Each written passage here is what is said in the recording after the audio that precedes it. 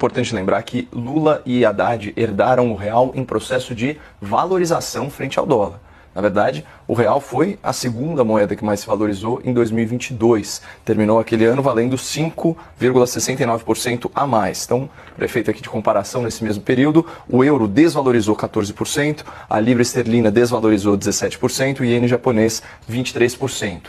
Lula e Haddad também herdaram um país com a economia crescendo 7,7% no último biênio e com as contas públicas no azul. Olha só essa manchete do Portal G1 de janeiro de 23. Contas do governo federal têm superávit de 54 bilhões de reais em 2022, diz Tesouro Nacional. Portanto, o ponto de partida para o governo petista na economia era bastante confortável. Mas de lá para cá, a coisa está indo ladeira abaixo e em 2024 o real já é a sétima moeda que mais se desvalorizou no mundo. Perdeu 20% do seu valor em relação ao dólar. No meio do ano, o Lula da Silva se referiu aos críticos na imprensa como cretinos e fez a seguinte bravata: quem estiver apostando em derivativo vai perder dinheiro nesse país. As pessoas não podem ficar apostando no fortalecimento do dólar e no enfraquecimento do real. Vão quebrar a cara outra vez. E aí, claro, Lula foi efusivamente aplaudido pela claque de apedeutas e sicofantas antes de terminar da seguinte forma: eu não voltei a ser presidente para dar errado.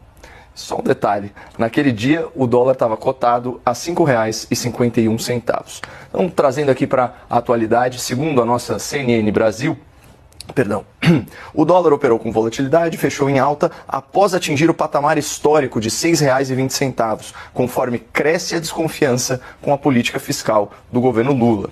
Então parece mesmo, como disse o Dr. Alessandro, que o mercado está descrente em relação ao pífio corte de gastos proposto pelo ministro Tachad para fazer frente ao gigantesco rombo fiscal provocado pela incompetência e pela irresponsabilidade do governo. O pacote do Lula e do Haddad prevê uma economia de 70 bilhões de reais em 2 anos, com cortes em áreas como salário mínimo, abono salarial, previdência, assistência social. Segundo essa matéria aqui do G1, na área da educação, a estimativa é de um corte de 43 bilhões de reais ao longo de 5 anos, o que teria um impacto muito negativo na expansão do ensino em tempo integral. Ainda assim, é um esforço para tapar o sol com a peneira, porque só em 2023 o déficit primário do governo federal superou 230 bilhões de reais. Foi o segundo maior da história, também de acordo com o Tesouro.